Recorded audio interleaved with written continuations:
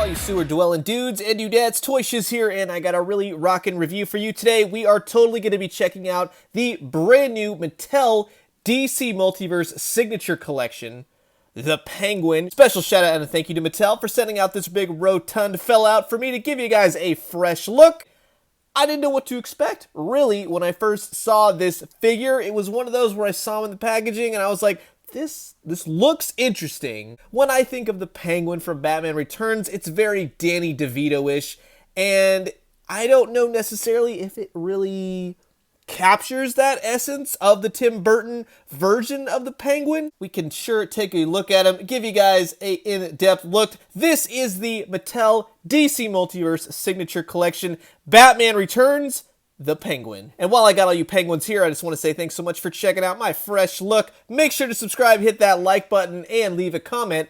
Let's talk about all things Batman Returns. So I went ahead and popped the coat off of the figure just before we get into this. This is a very interesting body type to do any type of articulation with. I think they've actually captured that pretty perfectly.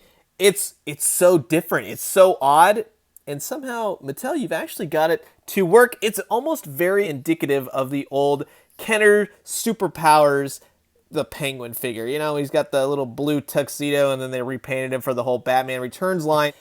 This reminds me so heavily of that. The head is on a ball joint. He has rotation at the shoulders. He's got elbow rotation. His little flippers rotate and they go back and forth on a hinge. Now this is where it gets interesting. So he's got this big belly on him, right? Underneath, it rotates and just kind of jiggles. Check that out. That's almost hypnotic right there. So he has this good range of motion in that sense all the way to his backside. He doesn't really crunch, but it's a good range of motion. Again, for this type of body, I think they did a great job. He kicks out about that much, and he kicks out to the side, doesn't really kick out to the back. He has a thigh swivel, single jointed knee, which isn't too bad. It doesn't do much, but there is a knee, so you have to give him that. And then he also has ankle pivot rotation, goes left, right, up, down. Don't need an overly articulated Penguin. It's the Penguin, man. That's pretty good. The shirt, the sculpt, the tie, everything on it is actually painted quite nicely. I have a problem with the head sculpt in the sense of it looks like the Penguin in some avenues, in some angles, but then straight ahead, I don't know. I'm at a toss-up. I'm okay with it. I like it, but it's not exactly Danny DeVito. The hair is sculpted nicely. It just kind of flows onto his back. I love his beak nose. I think they nailed it in that sense. He has really weird, almost like eyelash things on his eyes. They're painted, as you can see. Right here, he never had long eyelashes. I think they're trying to give him some kind of creases to the eyes in that sense, because otherwise it just doesn't look right. So I'm not a big fan of that. His vest is a separate piece to his shirt, and this is a very rubbery material. I'm sure you could slip it off, but don't really want to. The collar matches up with the vest, so it's supposed to look like it goes into the shirt. The collar of his shirt right here is the only thing that's sort of painted wonky. He's got the skin tone that goes to his neck, and that's nice, but it's just kind of a little chewed up right there. But I do really like the speckled tie. Another thing that I'm a little confused on is immediately I thought that this was maybe a paint smear. As you can see on his shirt, he has elements of like if you got magic marker on your hand and it's smeared, right? So it kind of goes all the way around the shirt, which leads me to believe the dye from the coat from this went onto the shirt. Looks unintentional. So let me know if yours has that as well.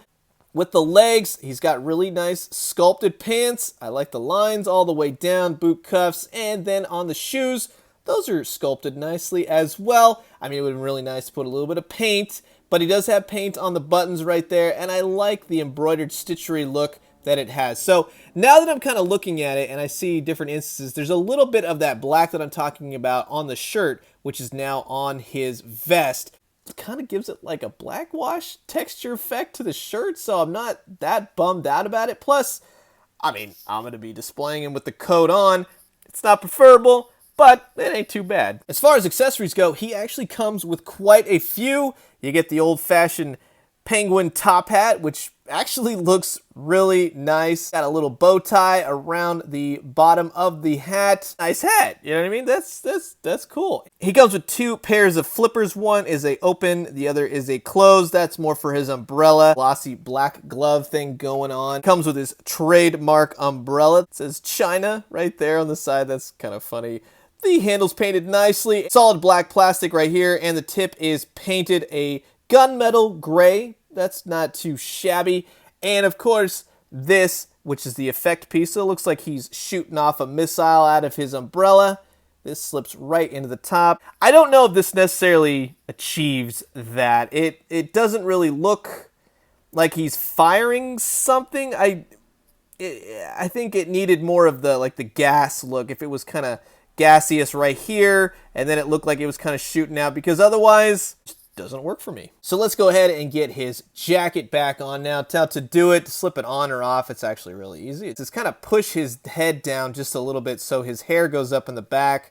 Then you're going to want to slip his coat right underneath his hair. Then you can push his head back down, and that actually aids in kind of just keeping the coat a little bit up on his shoulders a little bit better, especially if you're going to be posing him around with the coat. It's a nice cloth goods jacket. He actually has like a little pocket sewn right there. It's not a working pocket, but it looks rather nice. Very Batman Returns penguinish. Now, one thing to keep in mind is that he does come with a flight stand, and you have to take the jacket off or else push the jacket up to keep the jacket on when you insert it into his back. And that is one of the wonky, weird things.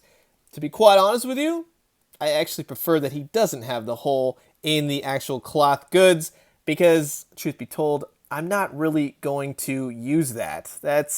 I don't really care for those flight stands with this particular signature collection. It's just one of those things where I don't think it works properly, and it doesn't really add anything to it. But I do enjoy his stand. It comes with the standard DC stand. I think they're a really nice idea. It's keeping the collector in mind, especially with smaller pieces like these little stands and such. You can keep everything in one go. You don't have to worry about really losing anything. You can get all this stuff in there, the extra hands and the flight stand itself, but you cannot put the blast effect in there. So that is unfortunate. I think that's a great looking penguin figure. It's not exactly Danny DeVito, but it's not exactly a bad penguin either. One thing I really would have liked to have seen. So let's say this. You put the flight stand in right here, right? And then you've got him up on his flight stand. Wouldn't it have been better to put his umbrella in his hand like so, and then he has that blade that shoots out at the top, and that's what he uses to fly away, right? That would have been so cool, because then he would have been on the flight stand. I just think that that's a big missed opportunity. This doesn't help you really, especially when you got the coat on. You have to basically pull his coat up all the way. You know, what would be the point of that? You know what I mean? He doesn't have his little flying apparatus, so not a good choice in that sense. Another thing with the flight stand is that you are supposed to insert this card, right? It's a nice thick cardboardy stand. It's got the penguin on the back. You put this straight in, and the reason I don't like it is because it's got teeth and it instantly chews up the card. It's not a terrible thing, but I really wish that it just kind of slipped in there. That's a little nitpick of mine. And just to have some fun, here's some old Batman Kenner figures. You got Michael Keaton Batman, and then you have the Catwoman. Albeit it's not the Batman Returns one, but that's all I had to grab right now. And just to show some scale between some fairly recent other Mattel DC Multiverse figures, here's the 6-inch Shazam, and then the more basic figure, the Brine King from the Aquaman movie. I highly recommend him. There's a couple gripes here and there, couple wonky things, but otherwise, I think for the most part, for making a Tim Burton Batman Returns penguin figure, I think they did a great job. So I'm going to leave you guys with that. What do you think? Is this penguin for you? Will you be getting any of the new DC Multiverse figures that they got coming out? Comment below, let me know. Let's talk all things DC Multiverse. I'm going to leave you guys with that. As always, drink some great coffee, eat some great food, but most importantly, when you got Max Shrek on your side, you're just a shoo-in for mayor. And when you do, let me know what you found. I'll talk to you guys soon. Adios.